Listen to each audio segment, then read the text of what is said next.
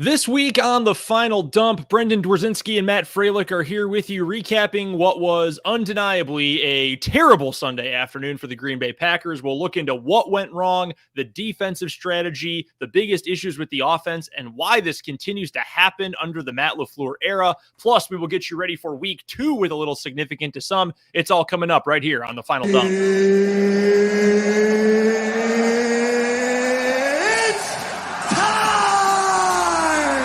News dump. News dump, yay! News dump. I mean, that's kind of a loaded question. It's a landslide! It's The Final Dump, presented by Game On Wisconsin.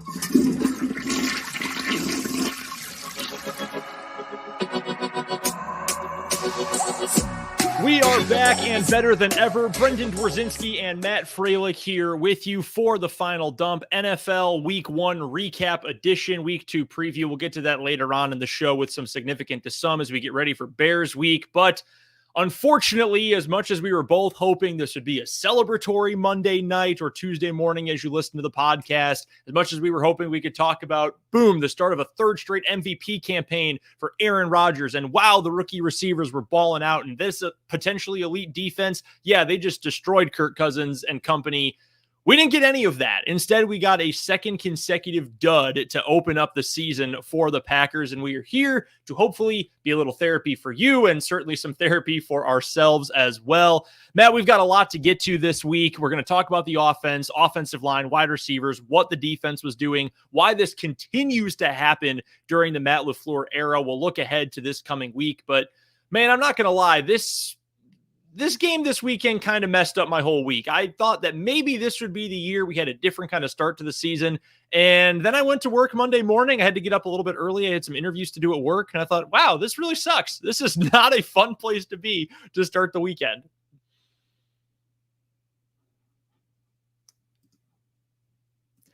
And this is emblematic of exactly where we are. The Matt Freilich mute mic to open the show.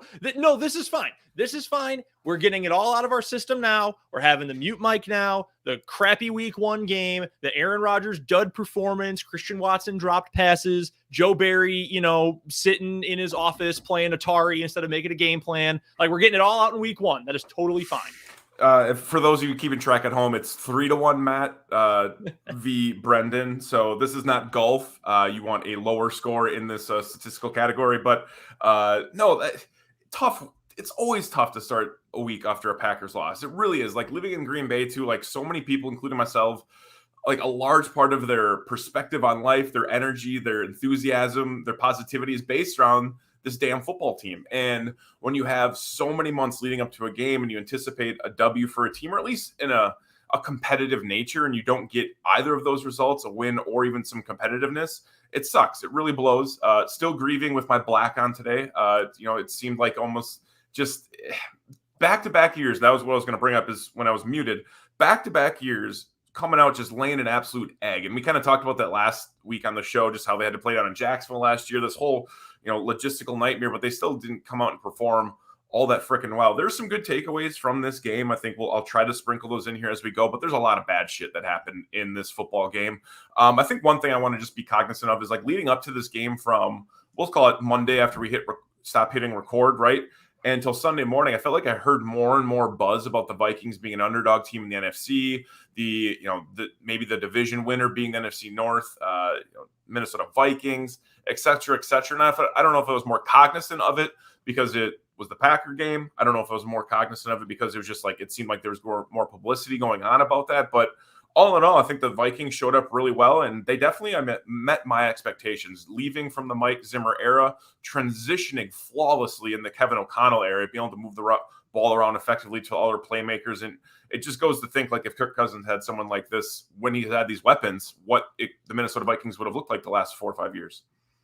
Yeah, I started the weekend on Saturday. My college team, University of Kansas, won, starting the year 2-0 for the first time since 2011. I was a junior in high school. I'm now 28 years old, but that's fine. It maybe has been a while, and I was feeling great. I'm like, man, KU's being great. They really put me through a lot of emotional stress. Hopefully Sunday will not be the same kind of thing. And guess what? It wasn't, because the game was over in the first half, and I didn't have to stress for an entire 3 hours because the game was pretty much over. By the way, speaking of what the Vikings did, and begrudgingly, you do have to give them credit because they came in with a great game plan, a great strategy, and they were able to pick apart the Packers. We, however, before we get to the Packers' faults, were somewhat omniscient a week ago because on last week's edition of the Final Dump, we pulled up this tweet from Matt Hamilton, who covers the Chiefs at the KC Sports Network and is a producer as well for Good Morning Football on NFL Network.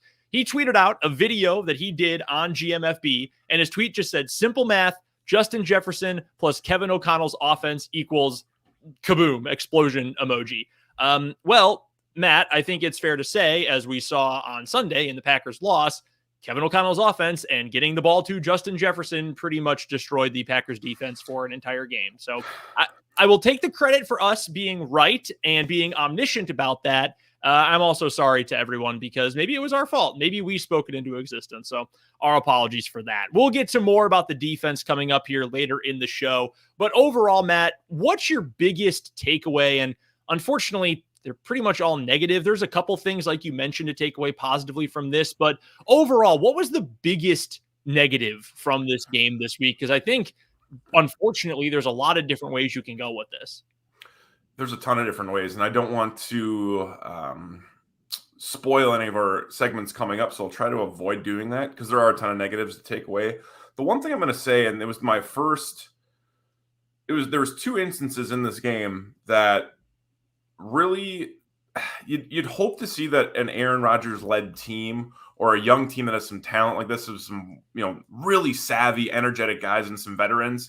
There's two items that I didn't like, and I'm just going to say it's just the energy of the team, the enthusiasm, whatever. It's one, after the drop from Christian Watson. Who knows how the game would go if he would have caught that ball and obviously beat Patrick Peterson, got into the end zone. But you would have loved to see, and maybe we didn't see it on the broadcast, that Matt LaFleur goes up to Watson after the fact and says something to him, whatever. I did see later in the game, Romeo Doubs went up to Aaron Rodgers, kind of gave him a slap in the back, saying, "I got you the next one," and trying to get some rapport that way. So I didn't really like 12's body language on the sidelines, and I think I'm not the first person to ever call that out. I think people really ridicule him quite often for that, and I tried to defend him in some nature, but today yesterday he kind of just looked kind of soft. And it's like, dude, you need to bring some of these young guys along, whether it's the running game, whether it's the linemen, whether it's, the receivers. You got to kind of, I know you've been doing this for so long, but you still got to kind of humble yourself down and know what it takes. Like, they've never played in a rivalry game, US Bank Stadium, where it's loud as shit.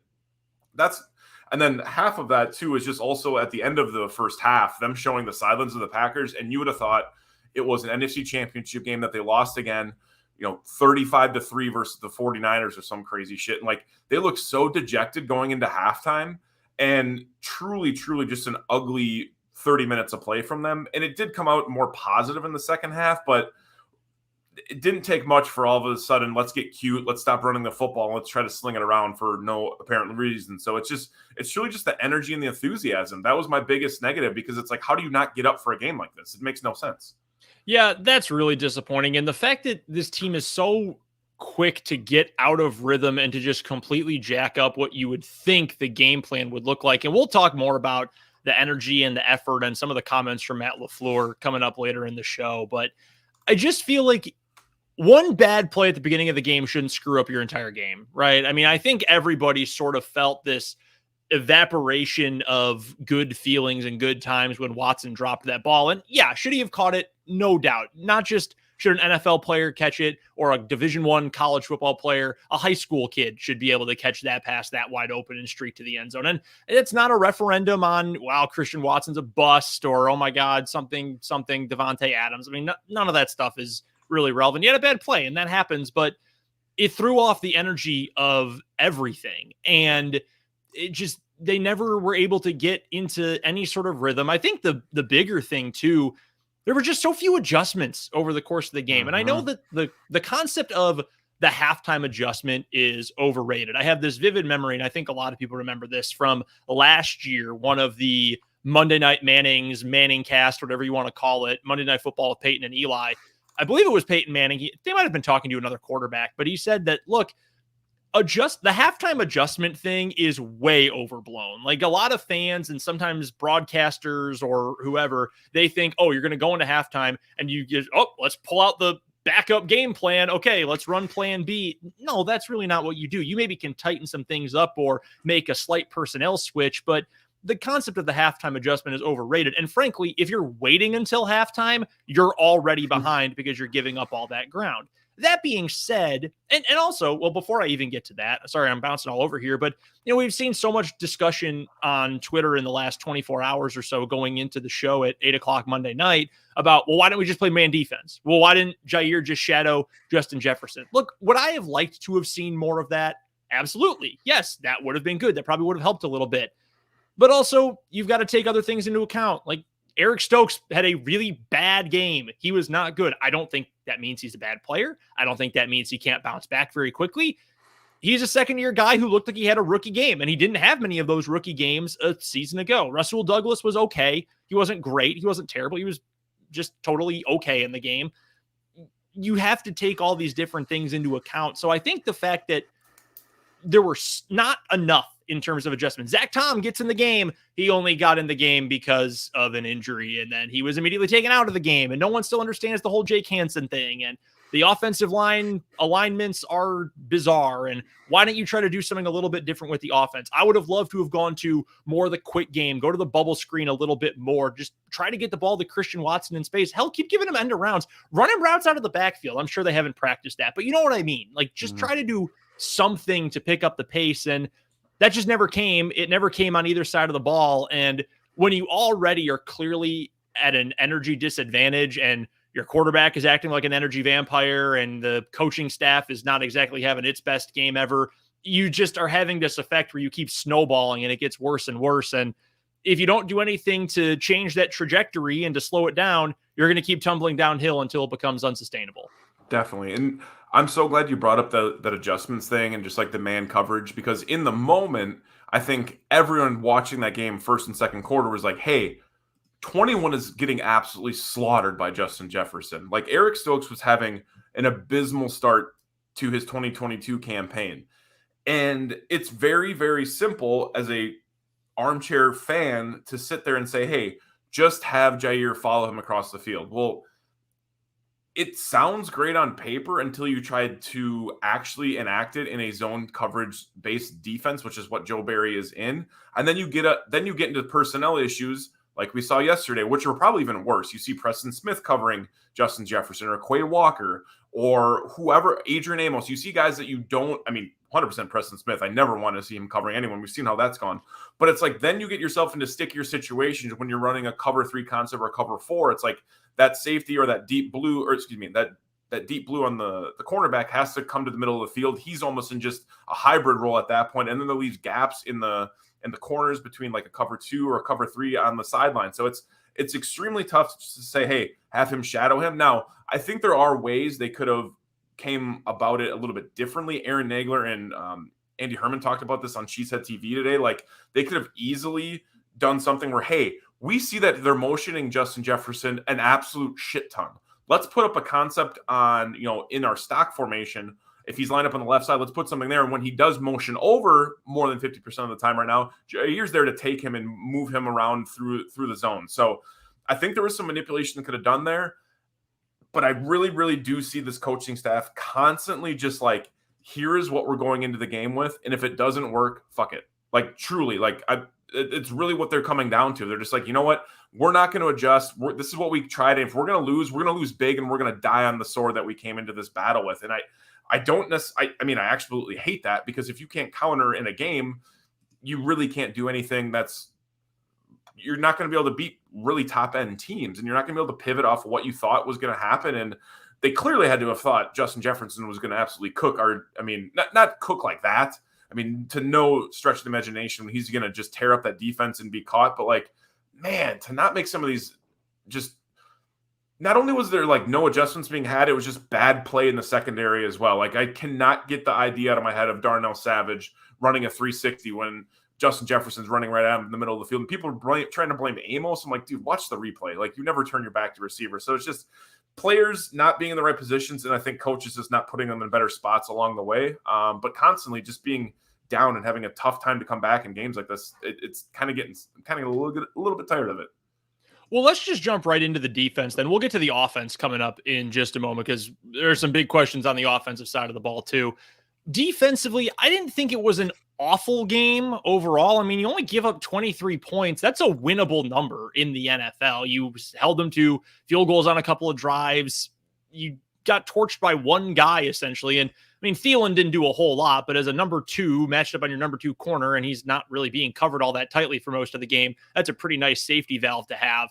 That scheme that the Vikings are now running with Kevin O'Connell, I mean, that is something that the Packers have seen before, like last season when Kevin O'Connell was the offensive coordinator for the Rams, and you get the exact same type of basic principle. I was talking about this during the game on Wisconsin Twitter space during post game on Sunday night, that look, go back to the tape from last year and you will see Cooper Kupp being moved all over the place, outside on the boundary, in the slot, anywhere on the field where you can find a matchup for him to get the ball. That's what the Rams were doing. That's not really what Justin Jefferson has done in the past, and he's still been fantastic.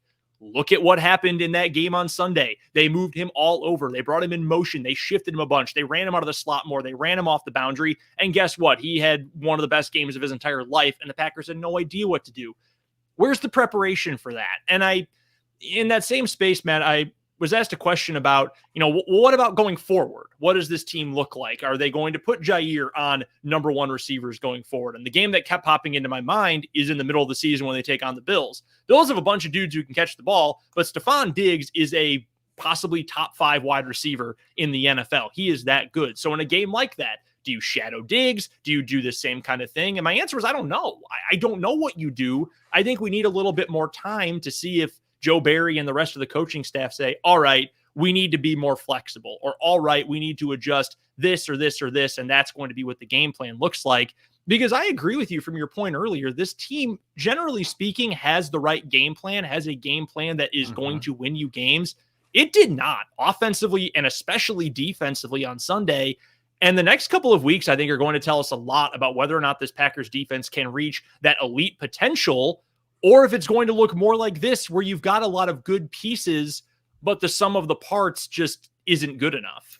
No, and I'm glad I actually saw a producer here. He flip-flopped, or we're going to go offensive stuff. He went with the defense. So I shut out the producer here, but it's like, the defense to me, I was having this little thought on my commute home today, and we don't need to riff on it too much, but I get somewhat Dom Capers vibes from Joe Barry, where it's like, this is the defense I run, and that's it. And I think it sucks to even put that out there, but I was like, damn, like really thinking about, like, just kept getting throttled by the same thing over and over and over and over, and not adjusting is like really gave me Dom Capers, headset up high, not going to mess up the do vibes. And I think the talent is way better than they ever had the talent is on one of the higher ends that Dom Capers probably ever had.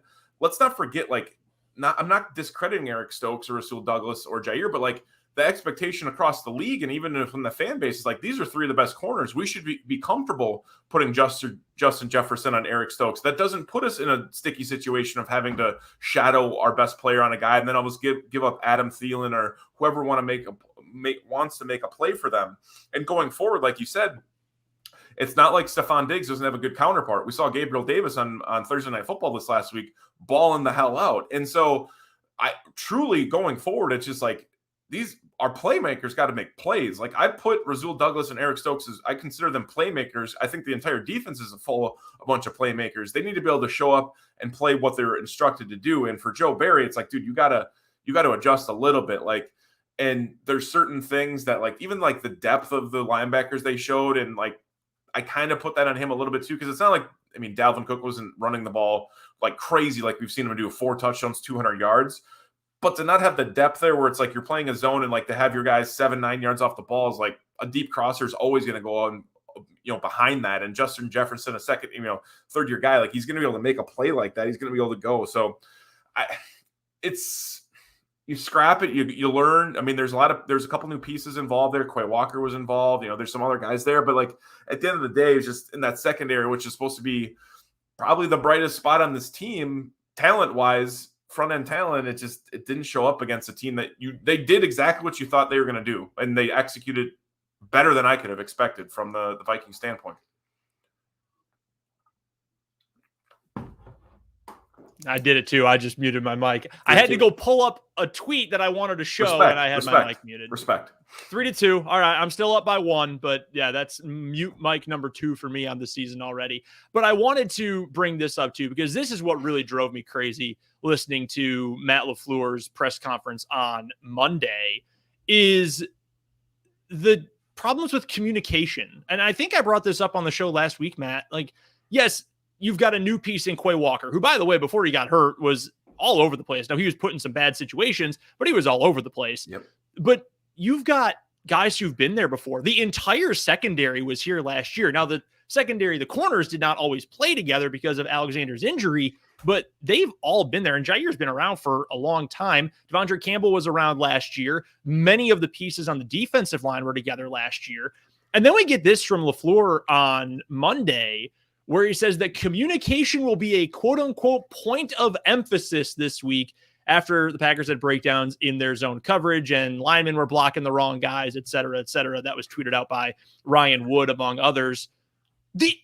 It's largely the same roster. Like, wide receivers and the quarterback, okay, I get it. Even the offensive line going to that side of the ball in certain instances, okay, there's so many moving pieces. So many guys have been hurt, coming in, coming out.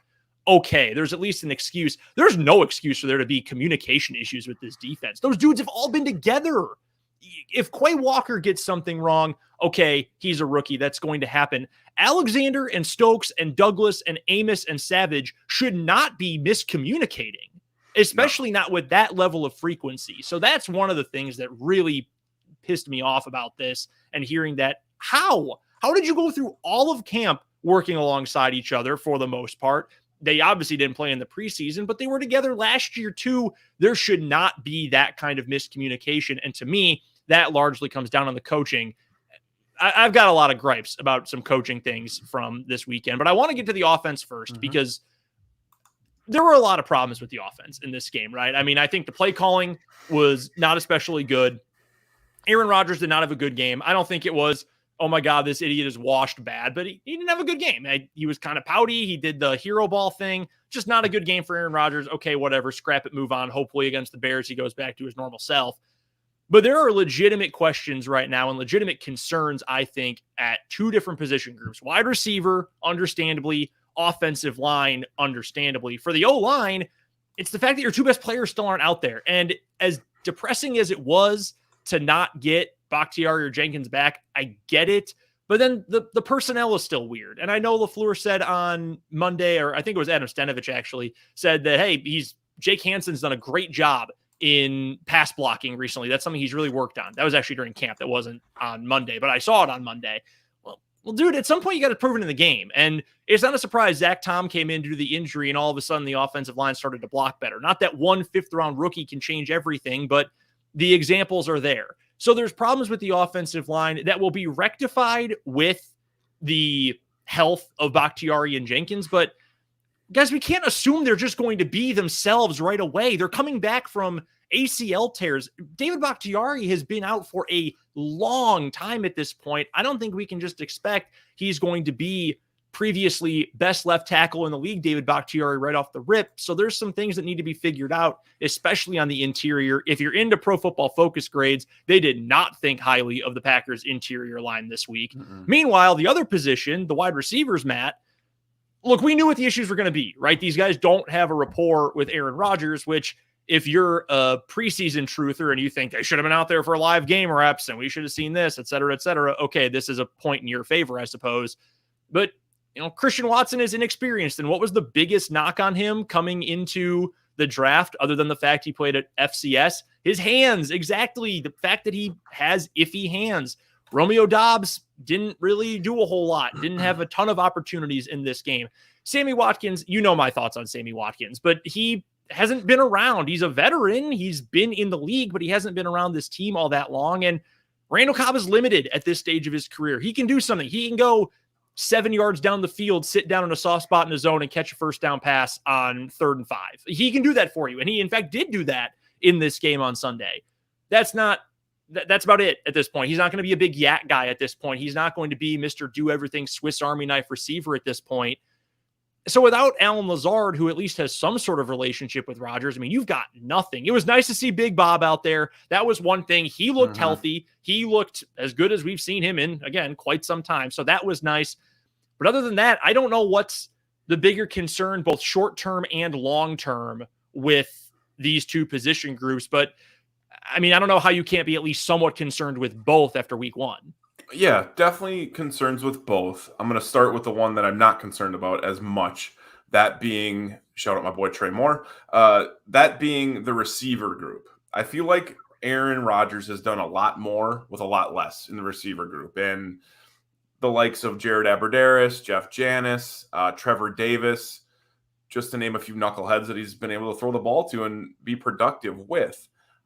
And every single year that I can remember, I feel like the offense with Aaron Rodgers has just come out flat. Ever since kind of him and McCarthy started having their falling out, it just kind of seemed that there was a disconnect. I don't think there's the same disconnect clearly with him and LaFleur, but it's just a way that Aaron approaches the game. Like, I think he knows he's so talented, he can sling it around wherever he wants to go. And that puts him into, pickles when it's like, hey, I'm down a score, I'm down 2 scores, I want to sling the ball. I 100% think the receivers will come along because they're way too talented not to. You're going to get Lazard back at some point, maybe this week, if not, probably next. Getting stepped on the ankle doesn't feel good from your teammate, but eventually he's going to come back. It's not as serious as the other offensive linemen. So I think those pieces are going to work out. Christian Watson is going to earn the trust of Aaron Rodgers, or re-earn it possibly. Romeo Doubs is going to continue to progress. I think he had a solid game yesterday. Sammy Watkins, not the Sammy Watkins we once thought about the Buffalo Bills traded up for back in the day. Definitely has lost a step, but I think he's a serviceable veteran receiver that they need to have in this team. Now to the offensive line, which I think is the huge concern. Last week, we talked about if and when Elton Jenkins and David Bakhtiari were to go, what does your starting 5 look like? And we kind of went down the list. It made seem very obvious. And then it was the point of what happens if those guys can't go? What does your best 5 look like? And I really come to the conclusion that it's not then your best 5 because you're not able to put guys in a position you would normally put them out there with. It's like your best 8. So it's like you're getting to your 7th and 8th guy. It's like not the best 5 you have available. You're almost like scaling it back a notch from a couple players that can't be out there based off their position and where they would line up. So I really, really had a lot of problems with the offensive line play. Normally, offensive line play, I don't catch in real time. There were so many plays yesterday that I was catching in real time, just screaming. And my dad was watching the game. Andrew was watching the game with me. And I was like, if they show a replay, watch this. And more often than not, they're showing the replay. The one that was super glaring, I think it was right when A.J. Dillon came out of the second half and had a huge hole. They pulled a guard or a tackle and got out in space, hit a couple guys in front of him. All Josh Myers had to do was look downfield and run into someone, but he was turned back towards the offensive line. There's a picture that came out today that I saw Josh Myers and who would have been Jake Hansen just blocking each other. That's tough. That's a tough look. And just constantly the offensive line, I felt like wasn't prepared to run through someone, set up the run blocking, and even just it was just ugly, man. And I knew the X factor. I talked about the X factor in the game, and I said it was very lame. Was Zadarius Smith versus the tackles, and it ended up being it kind of set the tone on the defensive side for them. Zadarius had a shit ton of energy. He was flying over the ball. The offensive line's got to get it figured out because it doesn't matter who you're throwing the ball to, who you're running the ball with.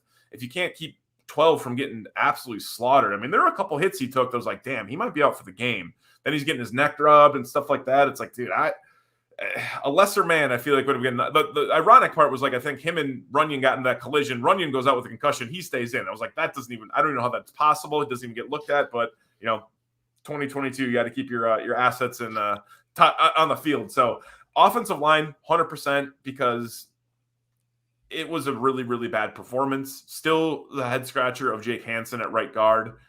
I thought it was one of those things it was like a test run like last year they did with a couple guys. And then until he got into the game, then it's like, okay, they're not going to play here. And lo and behold, he got to start at right guard. It's like, wow, I did not expect that. Hopefully he can hold up. And I think it definitely opens up the opportunity for Zach Tom to get involved a little bit more. And I think there's just other players that they can start cycling in there because Jake Hansen looked like crap. He did look terrible. So I'm definitely it's pretty close to red alert, like raising the white flag a little bit on that offensive line until we can get those guys back. Because if we have a bad performance this week against the Bears, which we'll talk about in a little bit here, I think you invest all this capital into these offensive linemen. You can't find 5 good guys. I understand you're missing 2 of the like best offensive linemen in the league, but like you should still have some interior guys that can block anyone. And I think too, and by the way, to use some corporate America language, let's put a pin in that comment about not being prepared, because we're going to get to that here momentarily.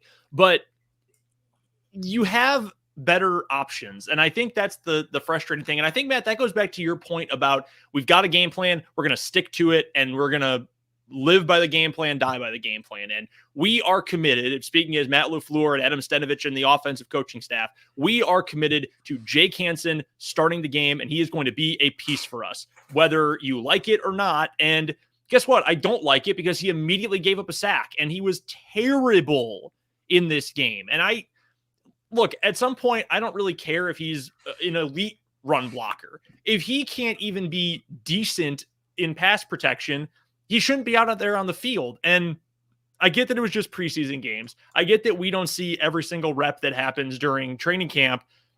Zach Tom is a better option at this point. He is. I know he's a rookie. I know he has minimal NFL experience, all of one drive at this point. Give him a shot. The Packers have shown they're willing to mix and match guys. Hell, they did it in a playoff game completely out of nowhere for seemingly no reason last year. They can mix and match pieces. They can change things around. Get Tom out there, because what we saw this first week of the season, it ain't going to cut it. That's not good enough. And I'm with you overall too. Offensive line, bigger concern for me than the wide receivers, because at least for the receivers, one, you're going to develop a little bit more of a rapport, hopefully over the course of the season. It seems to me, at least, and maybe this is just biased fan speak, but it feels like Watson and Dobbs, among the other young guys, they've got a good mindset about how to be contributors on this team and what they need to do. I thought, it was a very upstanding comment by Christian Watson after the game. Hey, it's not going to happen again. I know it was a mistake. All good stuff for someone who has to recover from that kind of bad mistake. And you can scheme around that too. You can do more bubbles. You can do more crossers. You can do more stuff to get the ball out quickly, to get those guys in space, if nothing else, so they can make plays, get Aaron Jones more involved. That's an obvious one. We haven't even touched on that yet. The fact that Aaron Jones had no impact on the game because they just totally neutered his touch count, But the offensive line, you really can't scheme around that. I mean, if you get the ball out quickly, and again, I was talking about this on the Game on Wisconsin Twitter space Sunday night, you can get the ball out quickly to try to eliminate the offensive line's woes. But at some point, you're going to hit 3rd and 8, and you're going to need time for something to develop. You're going to be in a 3rd and 10 because there was a false start penalty or whatever, and you've got to have a little bit of time in the pocket. At some point, you can't scheme around that offensive line problem. And that's the big concern for me. And again, you're not going to have 100% Bakhtiari back when he comes back. You, in all likelihood, are not going to have 100% Elton Jenkins back when they get back, just because they tore ACLs. That's not the easiest thing to come back from, even if it is more and more common.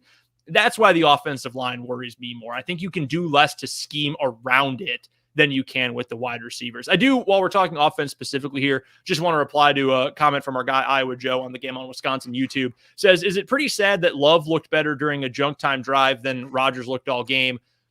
I see where your point's coming from, but also I think you answer your own question that it was a junk drive and the Vikings were not playing defense at that point. And look, if the play calling is different and you're trying to mix things up at that point in the game, I've got even more questions for what LaFleur is doing with the play calling. Mm-hmm. But I think at that point, the Vikings were just trying to get out of there healthy and just be done with the game and go home and take a shower and lay in their own bed. So I don't think we can read into that at all. I mean, go back to the Buccaneers game last season, right? And Jordan Love came in at the end of the game, completed, 3 of 5 passes, including a couple nice ones, hit Amari Rodgers even, who, by the way, did not log an offensive snap in this game. There's so much shit that happened in this game, dude. It is mind-boggling how irritating all of this is. I appreciate the comment and the question, by the way. I always appreciate anything from any of the live listeners and watchers, but I don't think there's much to read into that. It was a crappy game, and at that point, I think the Vikings were just ready to go home. I've been teasing this all night, Matt, so let's get to it. Why does this keep happening over the last now 3+ seasons? Because every time the Packers lose a game, or almost every time the Packers lose a game, it's not just a loss. It's a complete unmitigated disaster. And for some reason in particular, this happens when they have more time to rest and prepare more than anything. And Matt Schneiderman tweeted this on Sunday night. In the 4 season openers for Green Bay under Matt LaFleur, they are 2-2. They won the first 2. They've lost the last 2.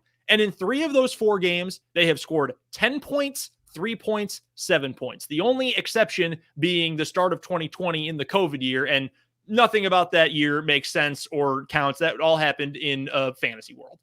In 3 of 4 years, they have scored 10 or fewer points in the opening game of the season when they've had extra time to game plan, get everyone healthy, and rest. That should not happen. They have not won a game after a bye week during the LaFleur era. They lost a playoff game as the number 1 seed following a bye week just this past season. I don't understand that phenomenon at all, and I don't know why.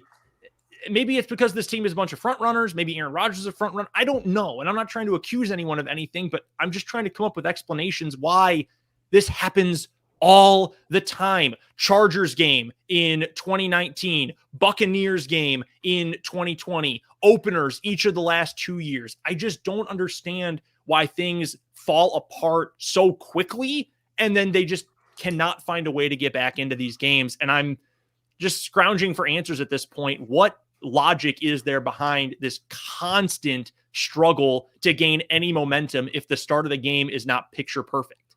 So leading up to this week, I went back and for anyone that remembers Will Compton, Bustin' with the Boys podcast, whatever, former NFL linebacker, he was in Lambeau a couple of weeks ago, right? Did all these interviews with Rich Bisaccia, and LaFleur, Aaron Rodgers, Preston Smith, Robert Tonyan. And I went back and listened to all those in the entirety from, I don't know, Tuesday to Thursday, Friday, whenever I got done with them. And a couple of things that stuck out to me were, number one, how the team views Matt LaFleur. He's more of a friend to them. He's more of a, jovial, ribbing. That's what makes him great as well. He's a player's coach. He can relate to the players, and there's a lot of great things that have happened since Matt LaFleur's been a part of this organization.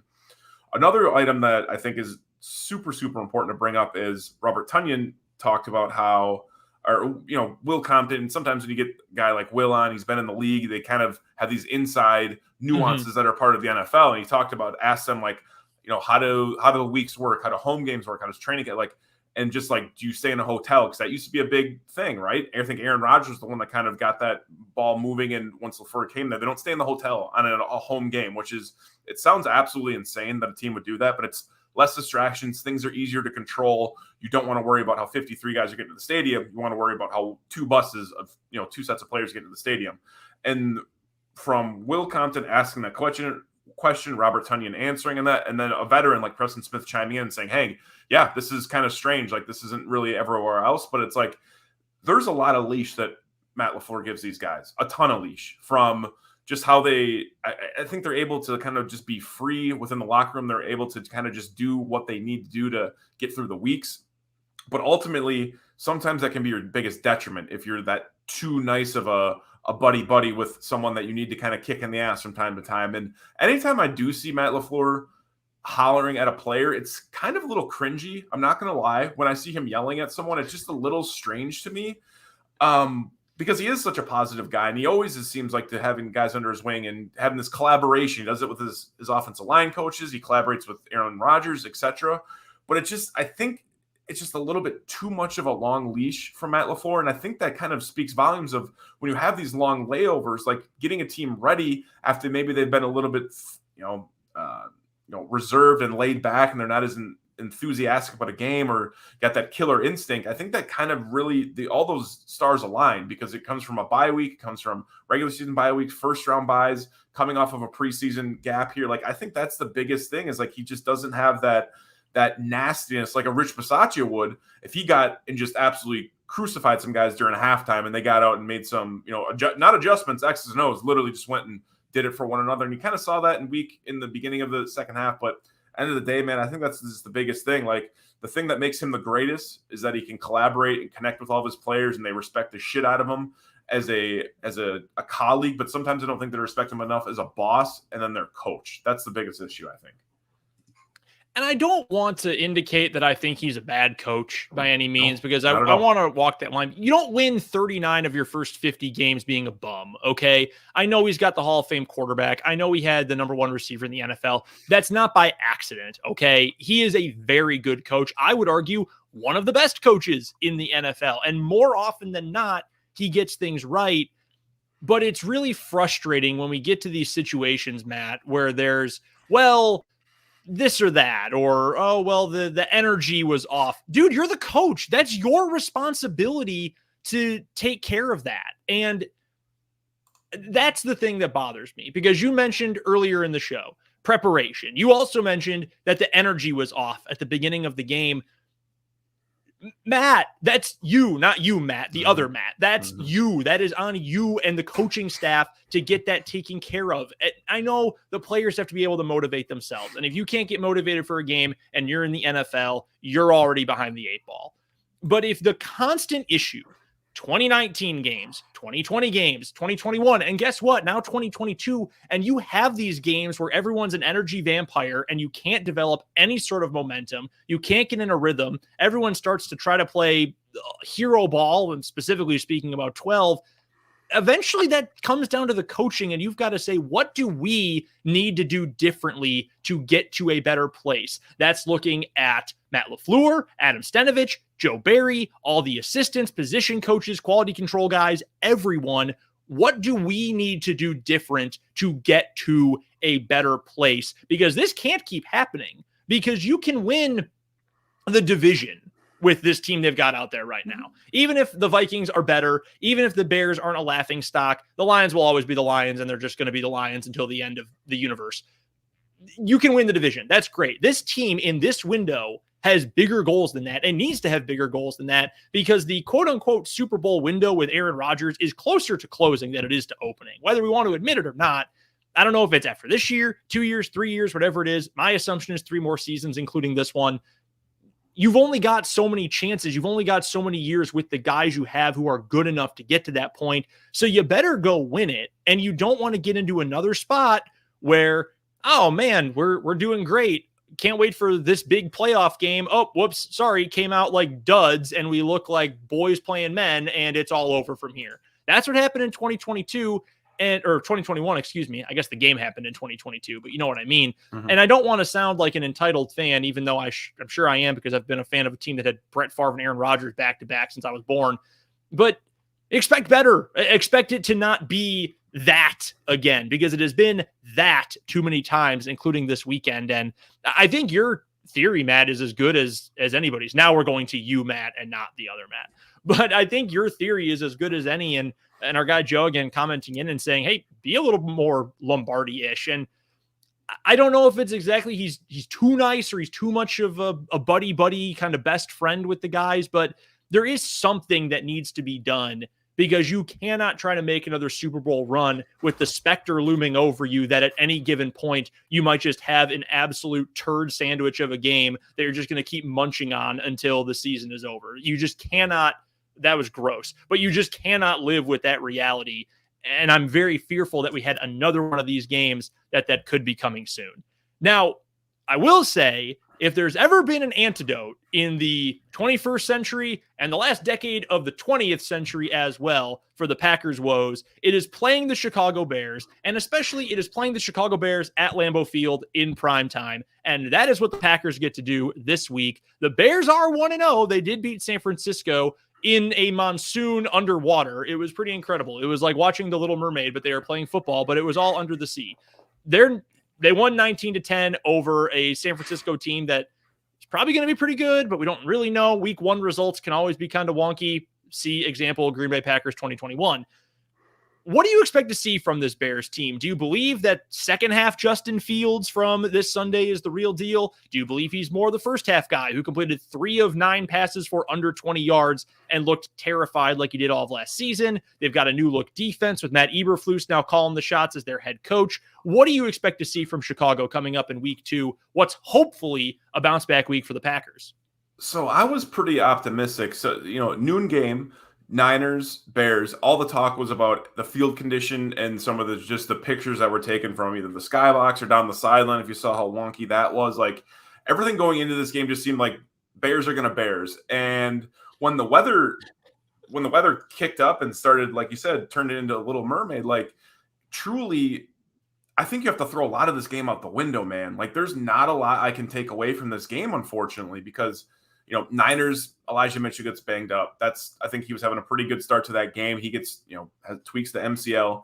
But overall, just like the weather screwed up this game so much that it's really tough to take away. Like I said, you're watching the noon game, you're prepping for watch the Packers game. What better way to get involved is watch a rivalry, two rivals, obviously the Bears and then the Niners, who have been a rival of the Packers the last, couple decades. And it just kind of was a shitty game. You couldn't take much away from it. I think there was a lot of good that I saw from the defensive side of the Bears. I thought they did really solid. I thought they fooled Trey Lance a couple times more than I had expected. There's not a ton of great receivers right now for the Niners. Still unsure where Deebo Samuel falls. Probably at this point, he's more of a rushing human being than a receiving one. But between Brandon Ayuk and they didn't have even George Kittle. Like, I just feel like ultimately it's truly like the Bears I expected to see. I thought they made some strides. They tried to run the ball a ton, but that's also based off of the fact that it was raining like crazy. And they only threw it 17 times with Fields. He threw a pick, had 2 touchdowns. Fantastic. I think it's the same Bears we should expect. I think don't get crazy that they beat the Niners, and I think the Niners are a good football team, but Trey Lance's first start like for the season, like there's just so much stuff going around them. They didn't have Kittle, who's their number one guy. Like it's just, I think I kind of throw that game out a little bit, especially with the weather, like I said. So end of the day, I think it's still the Bears team we should expect. I think Fields look a little bit more comfortable than I had seen him last year. I think he had some nice touch on those first couple patches, which were kind of weird. He was just lobbing them over linebackers and defenders, but at the end of the day, I don't think they got a receiver that can hurt the Packers. I really, really don't. Like it looked tough from what they were trying to distribute the ball out to, and David Montgomery looks like he's going to be another big piece, and they're going to rely on Khalil Herbert again this year, but really, like, Mooney only had 3 targets. I know a lot of it's with weather again, but like every one of your receivers caught 1 pass. David Montgomery caught 3. Like it was just a shitty game from them, and I think this is like you said, best way to bounce back. Bears come to Lambeau primetime. Rodgers does what he does, and I think we get back on track and we forget about week 1 until we play the Vikings later on in the season. And I think that's the number one overall thing here is that the Bears roster, coaching, game plan, all that lends itself to you believing this is a good situation for the Packers to bounce back against. One, the Packers are just more talented. No matter what we think after week 1, this is a better Packers roster overall than the Chicago Bears roster. If you want to look at the Packers defense, you're right. Are you scared by Darnell Mooney? No, I'm not. He's a good player. I saw that Clay Harbor, the former NFL tight end, who's now a Bears doofus on Twitter, said that Darnell Mooney is one of the top 15 receivers in the NFL. He's maybe a top 15 NFC receiver. He's a good player, but he's not Devontae Adams out there. He's not even like Keenan Allen out there. Okay. He's a nice player, but no one's scared of Dante Pettis. No one's scared of Cole Kmet. And I don't think this is one of those old takes exposed kind of things if they end up having good games. It's true. Those guys are not especially talented or especially good. So this should be an opportunity for the safeties matching up with Kmet, or for the corners against Mooney or Pettis or Byron Pringle or any of these other guys to step up and have good games. The one stat that's been floating around, at least on Monday afternoon on Twitter, was that the Packers actually generated, I think it was 17 pressures against Kirk Cousins on Sunday. Didn't seem that high. I wasn't super low on what the Packers did on the defensive line. I thought it was okay. I think it was clearly got at least pressure a handful of times. This Bears offensive line is not very good. And I think you can, again, have a bounce back Kenny Clark doesn't need to bounce back. He was fantastic. Yep. Rashawn Gary had his moments as well. Preston Smith got in the backfield a few times. But this feels like a game where you can generate a lot of confidence on that side of the ball, both up front and in the secondary. Offensively, look, it comes down to this. Do you trust Aaron Rodgers is going to go out there and beat the Chicago Bears? Do you trust that even with their new coaching, with their new defensive scheme, they are going to be able to go out there and beat a team they have beaten numerous times over the years in a facility where hopefully the Packers should be at their best at Lambeau Field. I think they're going to. I am going to put my trust in the offensive coaching staff that they can come up with a better game plan to scheme guys open a little bit better, to get the ball out more quickly, to alleviate some of the problems with the offensive line, to get Watson and Dobbs the ball in space, let them make plays. They don't have to get 75 yards at a time. You can get 8 yards on one of those little quick out bubble screens to Christian Watson. I keep bringing up these same plays. It's the kind of thing Adams used to run all the time. Just that quick out bubble, run down the sideline for 7-8 yards. Boom. That's a perfect play on first down. Anything like that, I trust the offensive coaching staff will come up with a better game plan. And this feels like an opportunity for the Packers to really generate some confidence going into a big, big game in week 3 against Tampa Bay. I mean, Fields, the final comment on him, I'm not a Fields guy. I just don't see it with him. He had a nice second half. It was certainly better than he was in the first half. Still has a lot of issues reading the defenses. He's not especially accurate. He's a great athlete. I personally don't see it with him. I'm sure that's rivalry bias. I'm sure that's I'm root against the team that's from the town I grew up in bias as well. But for now, just not really all that worried about that Bears offense. Justin Fields on fire or not. So, Matt, that brings us, it's the end of the show, to significant to some. It is time to look ahead to the next game for the Green Bay Packers, look at the early line, the early total, and think of what we think this game will turn out into. The current lines for the Packers and Bears, and I'm not going to tell you what sportsbook I'm finding this from, but I will tell you there are fans there and they do like to duel. The Packers are currently favored by 9.5 points. It opened at 8.5. It's already gone up to 9.5. Wow. And the over-under is 42.5. Let's start with the total. 42.5. I think I'm leaning under with this one. Really? I just think 42.5 with like 10 points. That seems crazy. Like they're looking at like a 35-10, 32-10 victory by the Green Bay then at that point. That's no, they're not. Actually, that's terrible math. I'm gonna say I like 42 under. I hate betting the under. I'm gonna say over. 42 just seems. But I don't know. No, you know what? I'm gonna say under. I just don't see how the Bears can move the ball that much. I'm gonna go under. I'm saying under, and I don't think the Packers have found their stride yet offensively. And it'll take, like I said, start the show. It'll take a couple weeks. So I'm gonna go under. And then you said 9.5, right? Or was it an even 9? 9. Yeah, 9.5. Damn, dude. And the fact that it's moved already, like, tells you that, okay, everyone's like, it was an outlier of the Packers to show up like that versus the Vikings. Now, for those keeping score at home, you and I were 0-4 last week in our predictions collectively. So all these picks and significant of some topics and analysis come with an asterisk. I'll say that they go under and the Packers cover. I mean, I think back in Lambeau, they get a little, I mean, it's tough playing at US Bank Stadium. Not going to lie. Like, that's no excuse, but it's a little bit easier when your own fans are kind of, and there's just that mystique about Lambeau at night and under the big lights. I think I like the Packers to cover and to go under. So again, I will get back to you on what the math is for that game prediction. It's definitely not 32-10 or 35-10 because that doesn't make sense. But I will say the final score will be, based off that information, 28-13.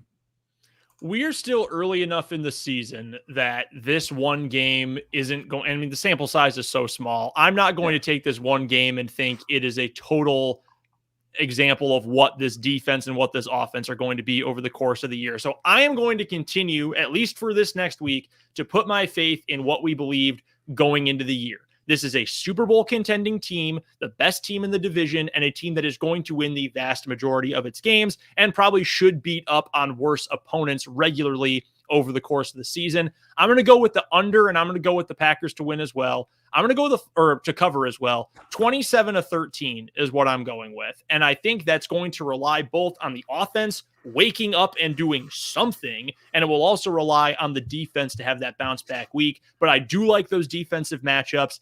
And I'm just going to trust Aaron Rodgers against the Bears. Doesn't matter if it was Lovie Smith or Mark Trestman or John Fox or Matt Nagy or now Matt Eberflus and their various defensive coaches. I'm going to take Aaron Rodgers against the Chicago Bears. maybe that's homer bias, but I'm going to ride with history here. And I think this team is going to be fired up to try to bounce back from last week, or at the very least, I'm putting all of my hope and optimism and desire into them wanting it more than last week. And as much as I hate the phrase wanting it more, I think it's obvious that the energy levels were bad. Pump those up a little bit, get some momentum early, get off to that fast start, and hopefully this turns into a 1-1 team by the end of Sunday Night Football. So we're both on the under. We're both on the Packers winning. Hopefully, Matt, like you sort of previewed a moment ago, this is a little bit better than our picks were a week ago. Yeah, you just got to gather information, right? We got to, we pivot off of all the information we gather. One thing I want to point out, it's kind of hysterical looking at that Bears defense and just seeing the names on the list. Very, very, I mean, Eddie Jackson, we of course know, Raekwon Smith, obviously, Robert Quinn, duh.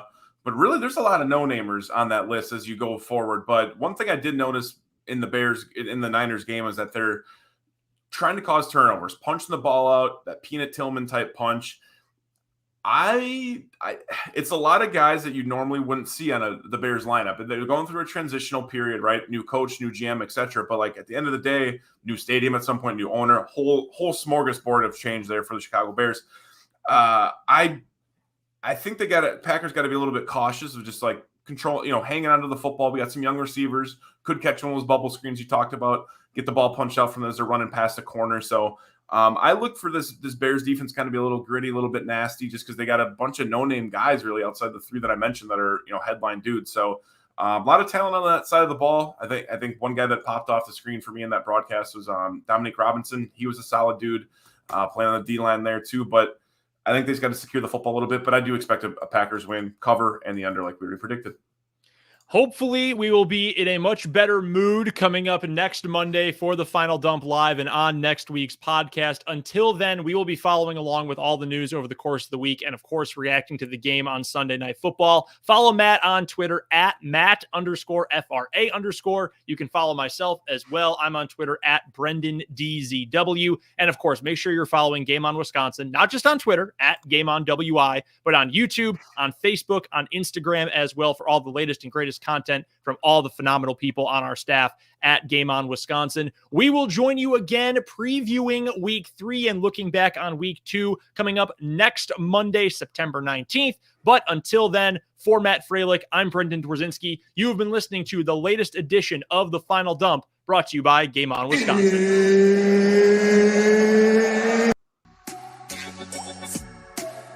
Well, Wayne, I think this is one that Vince Lombardi and George Hallis would be proud of. You could have given me the touchdown. Then it's hard to overturn. You know what I mean?